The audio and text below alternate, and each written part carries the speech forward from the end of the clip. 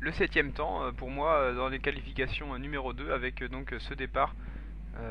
Un départ qui va être difficilement négocié où je fais patiner les roues un peu et j'évite surtout Julien Dexmier parti de la pole et vainqueur de la première course. C'était très tendu, j'ai failli ruiner tous mes espoirs dès les premiers mètres avec des petits contacts avec mes adversaires. Mais je reste septième au premier virage et au deuxième virage beaucoup de lag qui m'envoie donc maintenant huitième doublé par Thierry Bodros vraiment à cause d'un coup de lag internet, c'est très dommage. Mais heureusement à la fin de ce premier tour, on va le voir ici, je vais réussir à récupérer cette septième place en doublant Thierry Bodros à la chicane. Lui est très prudent et moi j'attaque sur ce freinage.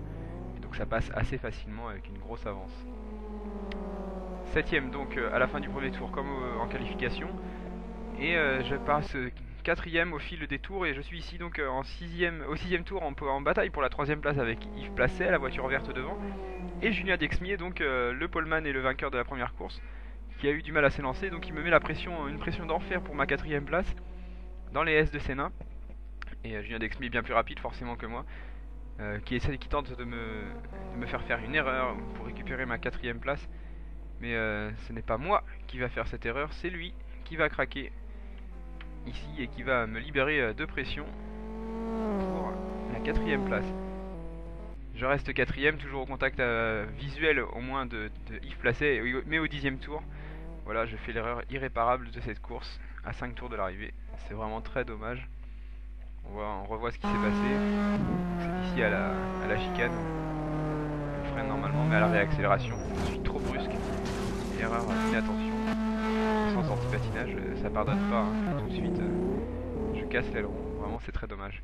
Je rentre au stand et alors que à mon entrée au stand, je n'ai pas encore perdu de place.